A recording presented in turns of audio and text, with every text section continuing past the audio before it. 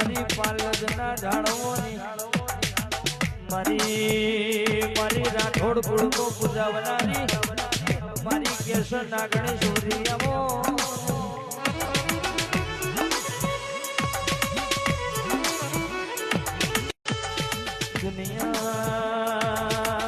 દુનિયા જે દાડો પોતાની નથી એ દાડો બેટા કઈ બથમો ગાલ્યા હોય તો મારી પાલજની માતા તે ગાલ્યા